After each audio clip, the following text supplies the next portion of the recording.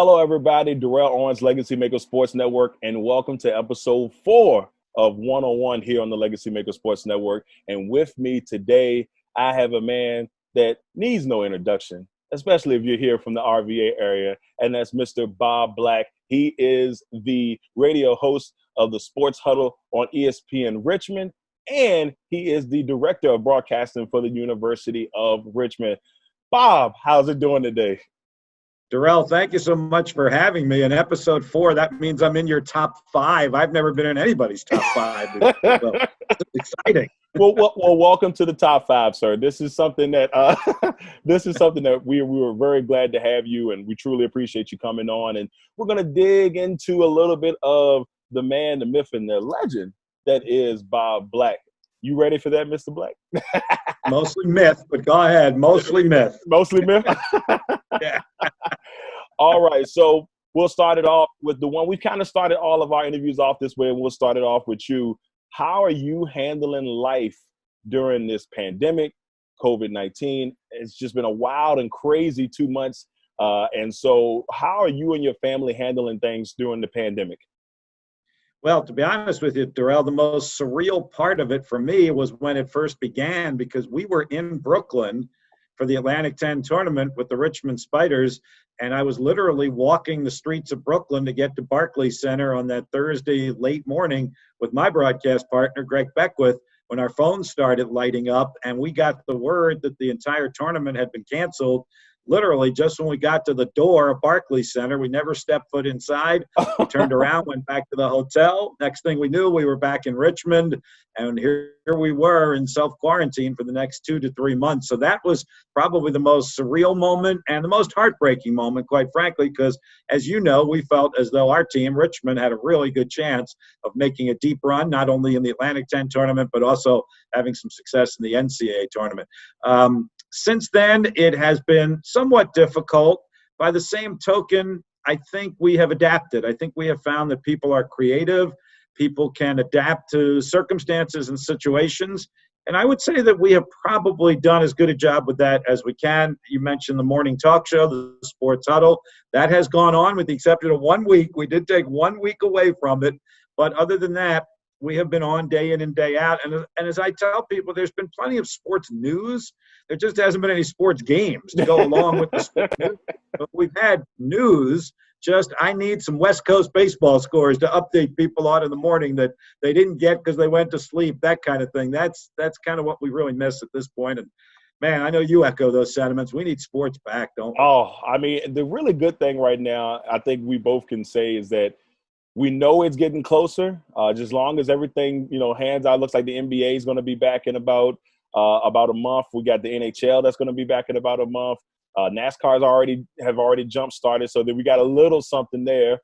And then I believe baseball. I heard July the 4th is one of the dates I heard, but I mean we're just hoping for. We need it, and I think most people in the media, including ourselves, will say, "Man, we need this bad." And I will say also, like, it's funny because we were sending someone up also to the A10 tournament, and they were actually on their way to the airport, or they were taking a bus. It was on the way to the bus to go up there, and the same thing happened.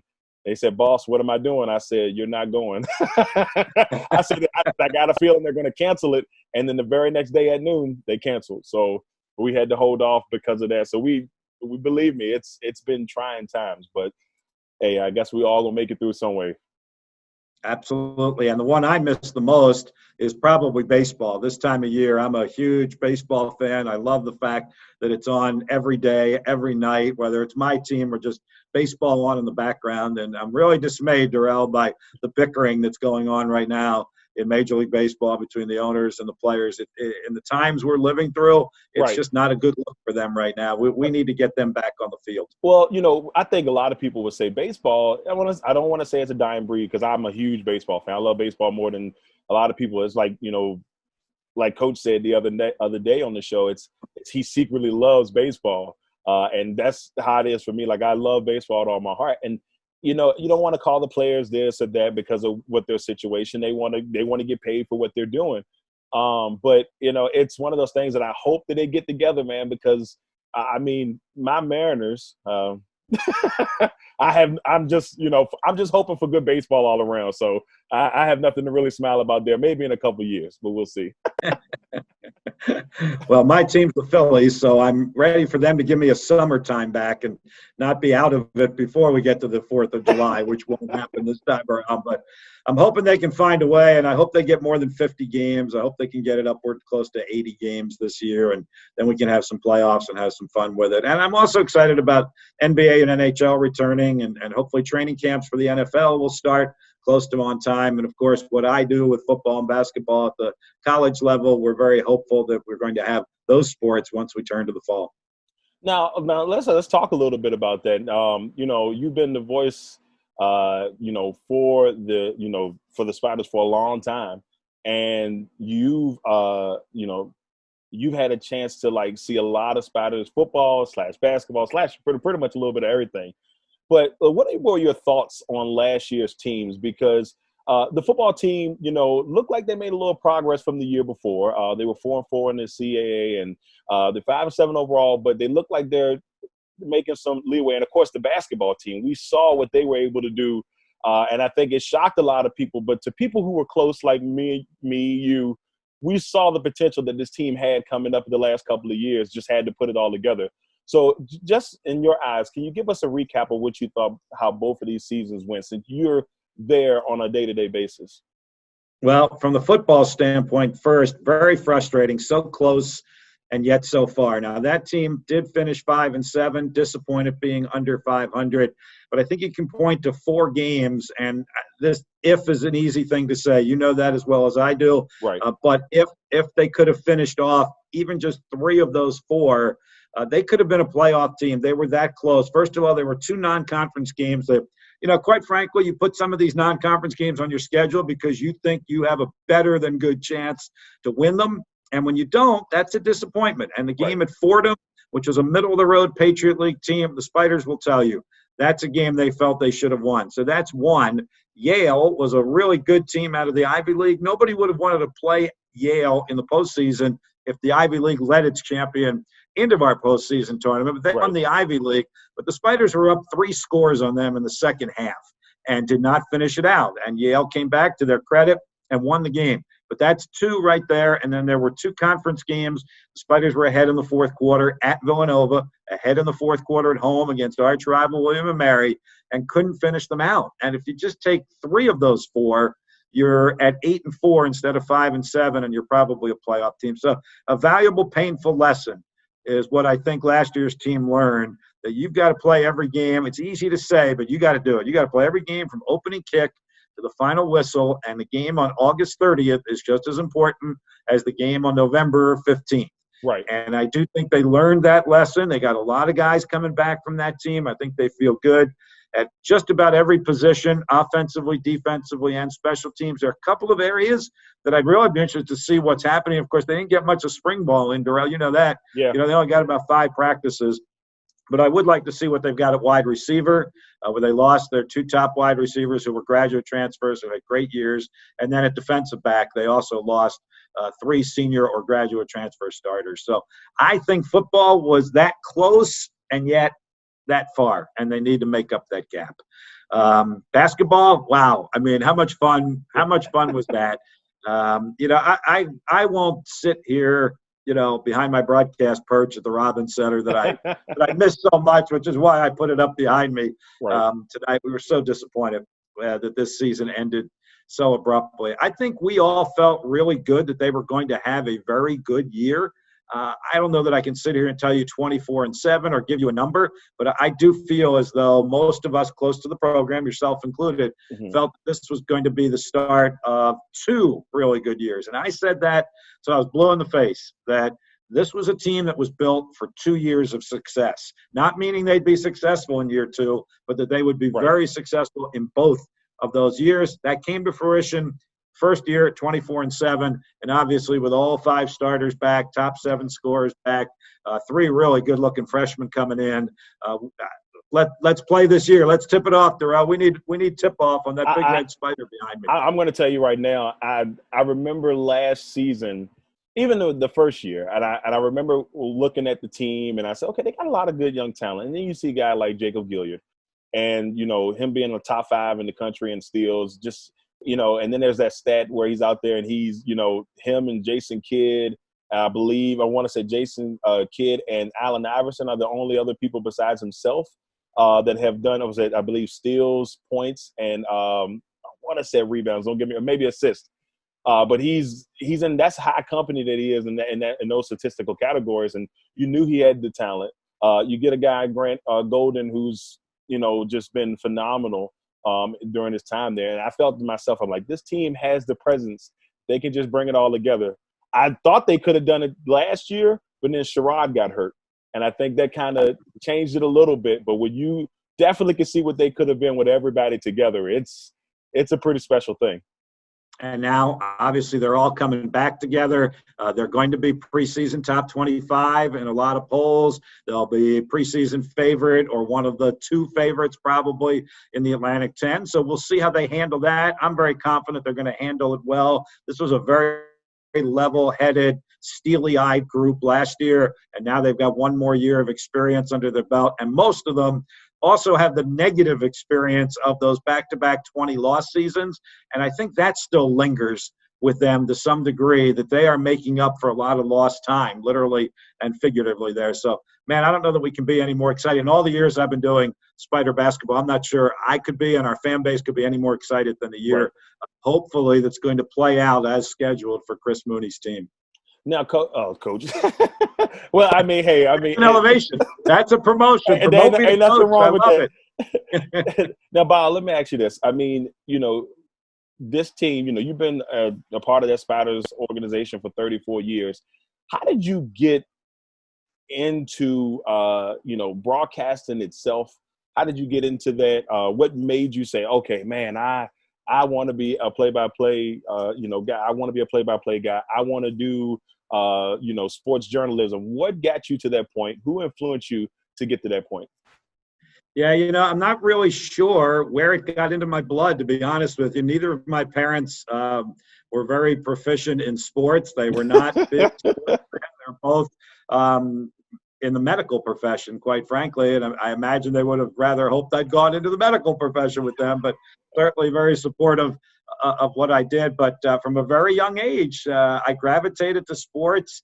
And for some reason, to broadcasting, they had a picture of me probably when I was 8 years old, sitting in front of our television at home with a tape recorder and a microphone and the sound turned down on the Phillies game and broadcasting off of the TV. And who would have thought we'd come full cycle, right, Darrell, that we're probably going to broadcast games from in front of a TV now because they're not going to let us in the arena. So we're going to have to do it that way. So since I was 8 years old, I've had that experience, but I played as a youngster and as a teenager and in high school, primarily baseball, through my senior year in high school, but obviously knew I wasn't going to be big, strong, fast, good enough to continue. And I wanted to stay around sports and I wanted to stay around the game.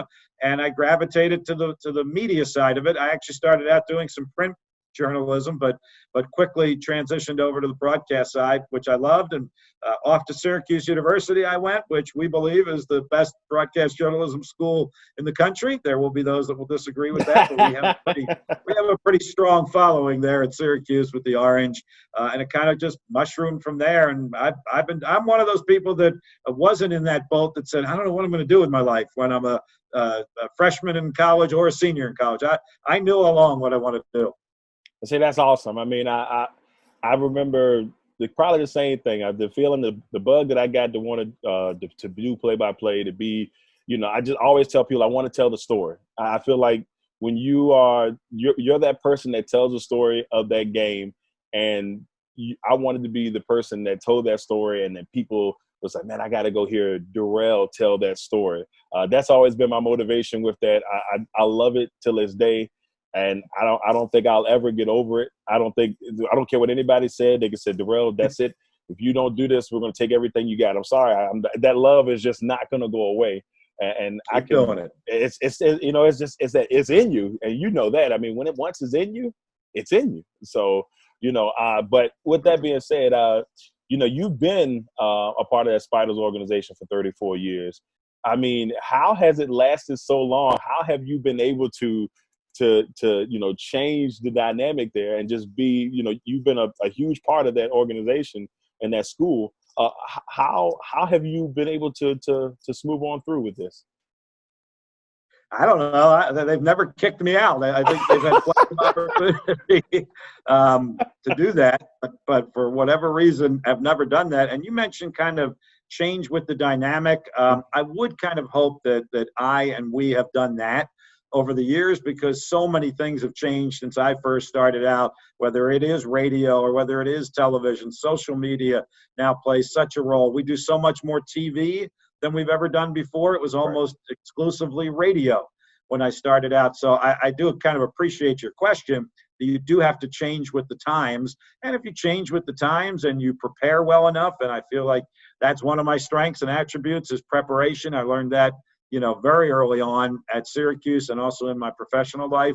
And I love doing it. I mean, I always try to kid myself that being around 18 to 22-year-old student athletes keeps me young. Now, I'm not sure you look at this and say I'm young anymore, but I feel it. I still feel it when I'm around them. And when we're doing a broadcast, I still, people ask, do you still get nervous?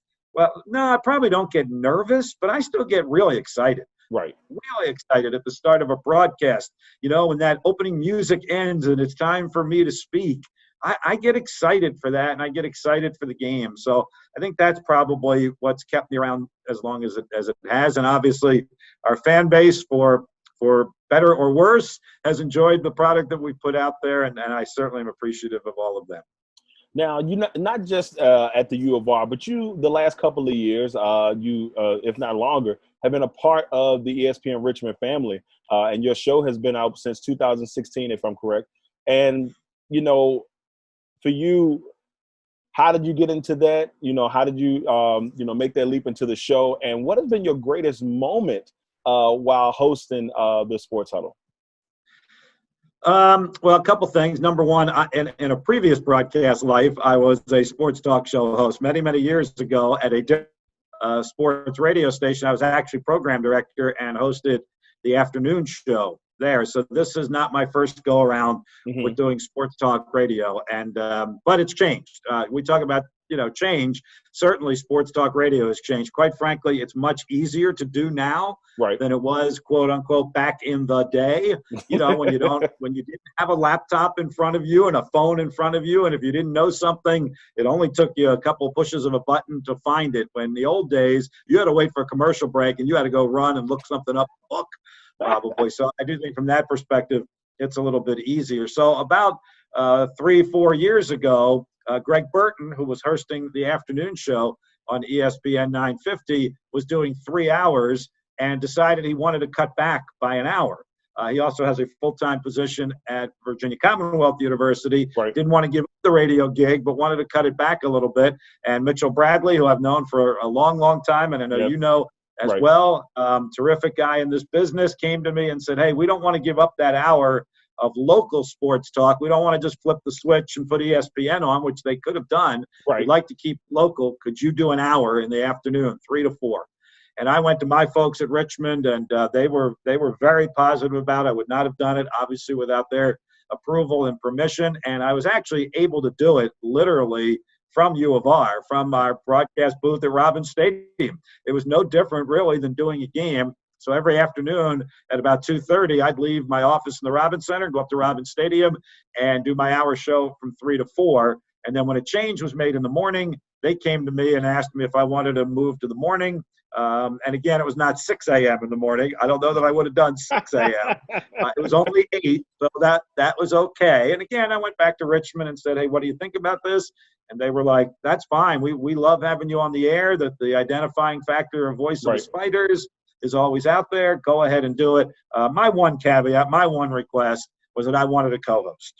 I wanted somebody to do it with me. It really hadn't been done in this market before. There are producers, as you well know, and I don't mean to bore your audience, who answer the phones and put you on the air. They crack the mic every once in a while and chime in with a comment or two. And I asked them, I said, I want a legitimate co-host and a producer.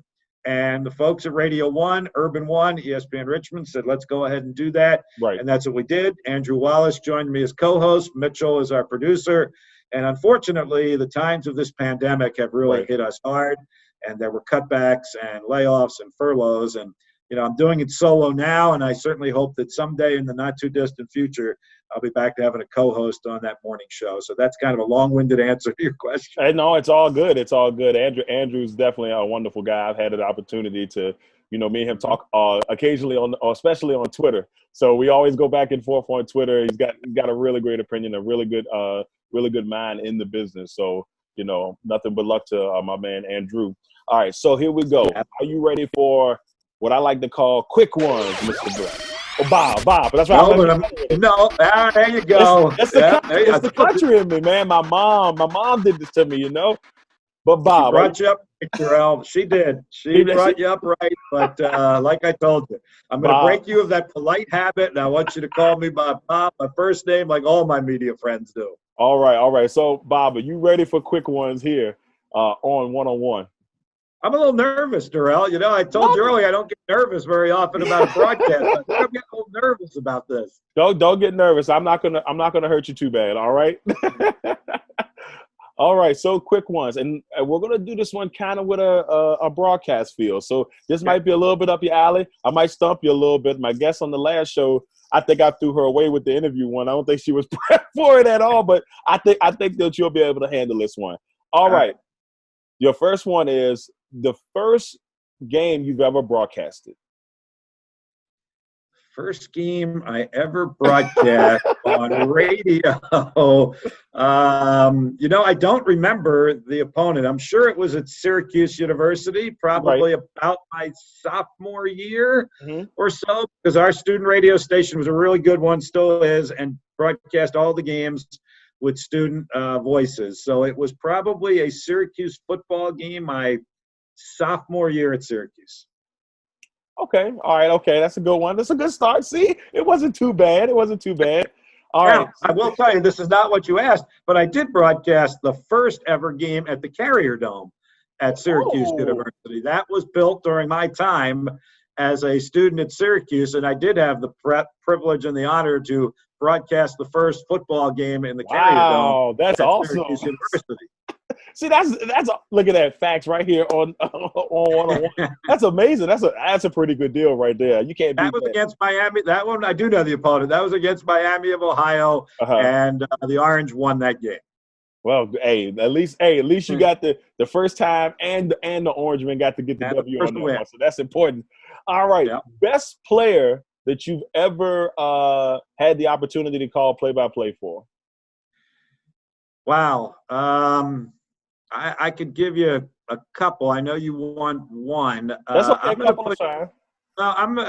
Johnny Newman will be the first name that comes to my mind, who played basketball, obviously, at the University of Richmond and went on to about a 17-year career in the NBA. And we haven't had anybody else do anything along those lines. So I think I would be pretty safe to say Johnny Newman. I'll tell you the football guy who comes to mind, and a lot of names come to mind, but I got him at the end of my career just when I first got to Richmond, and he was probably his junior and senior year. There are two guys I'm going to give you, and again, I'm skirting the question a little bit. Leland Melvin is one. Leland Melvin was a wide receiver for us. He went on to get a shot with the Dallas Cowboys, but got injured, and Leland's claim to fame now, Darrell, I don't know if you know this, but he was a NASA astronaut, and he went on he went on 2 space missions, and he's actually been a part of the commentary team for NASA on this current mission, the SpaceX mission that just went up. And he still works for NASA, does a lot of educational and speaking appearances, just a phenomenal wide receiver. And then the other one would be Brian Jordan, who played 2 sports for Richmond and played 2 sports professional. He played in both the NFL and Major League Baseball. So those would be my answers. Again, plural, not one. The first name that comes to my mind was Johnny Newman, but then I would throw Brian Jordan and Leland Melvin in there as well. The more you know what I'm saying? That's Spider history right there that a lot of people probably wouldn't have known. That's an amazing accomplishment. Oh man, that's awesome right there. I'm glad I asked that one. And I'll tell you what, on each of his space missions, Leland has taken something identifiable to the Richmond Spiders up with him in space, which has been really, really cool, and we still stay in touch to this day. That's amazing. That's amazing. Next one I got for you. best game, the greatest game that you've ever called? Well, I think a lot of people might think I would say the football championship game when we won the national championship. But I would actually say the game before that got us to the national championship, which was at Northern Iowa. And they play in this tight, loud dome stadium. It only seats about 10,000. It's not one of those cavernous 70,000 seat owned stadiums, loud as could possibly be. And we were down 2 touchdowns in the second half. Everybody thought our season was over. We were done. And our quarterback, Eric Ward, led us back on 2 remarkable scoring drives. We scored the game-winning touchdown with 12 seconds to go to a wide receiver in the corner of the end zone that I never saw. That's how tight the field was. One corner of the end zone that was out of our view is where he threw that game-winning touchdown pass, and I had to wait for him to come back into view.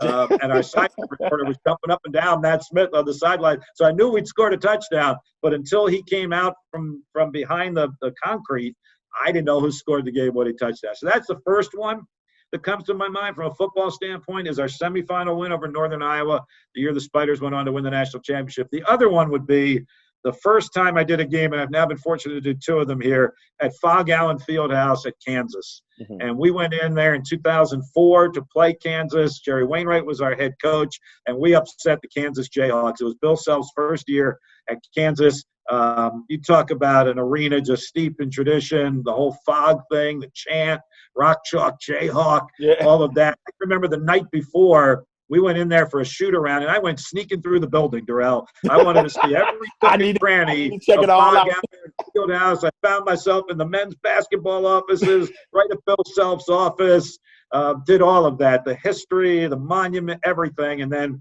got to call that game from courtside at Fog Allen Fieldhouse. And one of my favorite all-time Spiders, Tony Dobbins, hit the game-winning shot in the final seconds, and we upset Kansas. It turned out to be a crucial victory because it was an NCAA year for the Spiders that season. Now, let's see, Kentucky. Now, the Spiders play Kentucky this year, correct? Is that that's in Kentucky? And that was one that's on my broadcast bucket list. All right, that's one arena that is one arena that I have never done a game from. Mm-hmm. Cameron Indoor Stadium is another. Right. Now, I've been to a game at Cameron as a fan, but I've never broadcast a game from Cameron. I've never been to Rupp Arena. So that one certainly is on my bucket list. So hopefully that game's going to be played, right? Let's hope through this pandemic, and hopefully broadcasters are still allowed to travel with the team, and we don't have to do that game in front of TV monitors. I want to be there at Rupp Arena. One of my former broadcast partners, really good friend, by a guy by the name of Kevin Greavy, who played on the Washington Bullets' only NBA championship in 1978 with late, great Wes Unseld. I just had Kevin on my radio show to talk about his remembrances of Wes Unseld. He was a phenomenal player at Kentucky. In fact, his number is retired. It hangs in the rafters at Rupp Arena. So I want to be able to go back or go to Rupp Arena and take a picture of my good friend Kevin Greavy's banner hanging in the rafters, and I want to broadcast a Spider victory over his Kentucky Wildcats in November. That's what I'm saying. I mean, Kentucky coming into, I think, Michigan State in the year or so, if I'm not mistaken. Is that Michigan State they're supposed to have in like 2021? That might be football. That's football. Yeah, that's football. Ooh, yeah. That should be interesting. Our basketball schedule is really strong this year. I mean, we've got some big-time away games. So hopefully we get to go to them all, because this could be one of the more fun years on the road for the Spiders as well. They got to go. We mentioned Kentucky and Cincinnati and Vanderbilt and College of Charleston and Colorado State are all away games for Spider basketball. You know they think they're going to be pretty good when they've got a schedule like that. Exactly. They got to be confident. And the way things are in college basketball now, back in the powerhouse teams don't have that. They have the same effect, but they don't have that same effect because of the one and done situation. And a lot of those mid-major teams that have been together for a long time really can make noise now because of that. And that's why it gives the Spiders a really good opportunity to knock on the door this upcoming year. So two more for you, Mr. Bob. Look, I'm getting better. We took the black out there. We just got Mr. Bob. But Bob, you're getting there. We're getting there. Two more for you. Worst game that you've ever had a chance that you just said, man, I wish I could do this one over, or just the worst one that you was like, oh, I wish this one had never happened. Wow. Tough one, I isn't it? imagine it's probably some blowout loss. I've never really thought about it. When I first came to Richmond, or I came to do minor league baseball, and I did the Mhm. Richmond Braves for about 11 years. And I can't give you a specific example, but I'll bet there were a couple of nights on the road on a lonely mid-June night in Toledo, Ohio, and there were about 75 people in the stands, and I was watching an 11-1 game, wondering, why did I ever get into broadcasting? If I had to say, I would probably say, because the number of games that you do, Right. and many times in front of very small crowds, and you wonder who's back home listening. It was probably a Richmond Braves minor league game somewhere along the way, but I don't know if that was in Toledo, Ohio, or Portland, Maine, or Pawtucket, Rhode Island, but Portland, that's Maine. probably where the worst one was. I can't really think of a worst one. I'd probably give you a couple of the more unusual ones, but probably not a worst one. Okay, I see you there. And then the last one here. Now, I asked Coach Russell the other day this one, so I'm actually the same one. He said, I'll give you his answer, but what is your favorite food? He said ribs. Yeah, I watched it. I heard his answer, and I'm waiting for the invitation for Coach Russell to whip up some ribs, right? Right? I don't blame him that he cooks them that well. I want that invitation because I like ribs too. But I'm probably more of a surf and turf kind of guy. I would probably go with steak and salmon, or steak and shrimp would probably be my two go-tos. But I heard his answer, and I'm not going to tell you that I'm a master chef at whipping up the steak and shrimp either, because I don't have to cook it right now. Look, I heard Coach Russell bragging on his ribs, so I'm waiting for the entire Robbins Center to get a big slab of ribs from Coach Russell. I just want the invitation. I mean, if they need judges for this contest, I think that me and you, Bob, we're ready.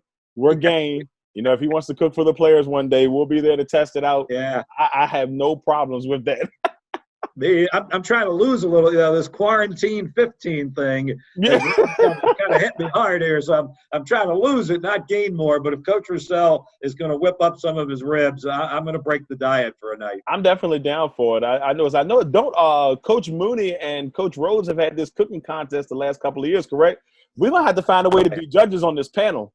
I think that's something. I've been one of the MCs of that. They never let me kind of judge it, but the little bit I've been able to taste at the end of it, they're both pretty good chefs, to be honest. Okay. Neither one of them will tell you that they know their way around a kitchen, but both of them were pretty good in those coaches cook-off contests. We're going to have to find a way to sneak in. It's going to happen, Bob. I got full faith at some point they're going to ask for our expertise, and I think we can make this happen. All right. Yep. Once again, look, Bob, I truly appreciate you coming on. Here at Legacy Maker Sports Network, we're about legacy and help building our legacy. So for you, the last question that we have, and I'm going to ask every guest that I haven't had the second chance, the opportunity to talk to, what do you want your legacy to be in sports journalism? When it's all said and done, what do you want people to be able to say about Bob Black at the end of your when you decide I'm hanging up the microphone, the headsets are going to the side? What do you want people to say about your career? I think that I told the story well, that I was well prepared, that I interacted well with coaches and players, both professional and student athletes at the college level. I think that's probably the legacy, and particularly in the early years when we were just on radio, that, hey, people would say, I was actually able to see the game through the radio by your description. And my preparedness, I think I try to be as prepared as I possibly can be day in and day out. And, a phrase I use with a lot of younger people coming up is be positively accurate. Right. Be positive as much as you can. And in this day and age, with everything we're going through, I think that resonates even more. But you've got to be accurate as well. There are going to be moments, you have to be fair, and you have to, be critical by what you see, by what your eyes show you. And I always say that, Darrell. I think people say, well, how can you do play-by-play? And my answer to that is it's really just a script that's being written in front of us. We're just reading a script on that court behind us or on the football field or the baseball diamond. So I think those are the attributes that I hope I would leave our audience with when that day comes, which I hope isn't for a little while yet. Well, I will say this before we get off of here. My favorite game that I listened to, I remember, was probably, and it's recent. It was last season. You were broadcasting from St. Louis I think y'all were on the road in St. Louis, and the Spiders won that game. And I remember listening to it, and just remember listening to the enthusiasm and the way I felt like I was there. I remember sitting there like, I was driving. Actually, I think I was driving from a women's game at Robinson, and I was riding. I can't even think of the road that's leading back to 150 for those here in Chippenham, for those here in Richmond. And I remember listening to the game, and I'm like, man, this is amazing, and phenomenal job there. So that was my favorite game that I've heard you call. And I don't think a lot of people thought Richmond was going to win that game, but they went in there and they got it. Yes, they did. And ironically, those are probably going to be the top two teams going into next year. Going into next year. Richmond. So look forward to the rematches of those. And you kind of summed up my entire answer to your great question there when you said I felt like I was there listening to your broadcast. That's about as good a compliment as any radio broadcaster could possibly get. In this age of TV, that changes obviously because you can see everything from every angle. But for you to be able to say, and for me to hear somebody say, I felt like I was there because of the description we were providing them, that's pretty high water compliment. So thank you. Oh, no problem. And Bob Black, University of Richmond Director of Broadcasting and host of ESPN Richmond Sports Huddle. Make sure y'all check that out when y'all get an opportunity. And those happen, that's 8 o'clock in the morning still? 8 to 10, Monday to Friday. Monday through Friday. So y'all make sure y'all check out my man, Bob Black. He has been an amazing person to me. I truly appreciate you coming on. And once again, everybody, this is One-on-One. Darrell Owens, Legacy Maker Sports Network. Thank y'all for tuning in. We've got more to come. We got some more surprises coming up here in the next couple of weeks. So y'all stay tuned. Thank y'all once again for tuning in. Until next time.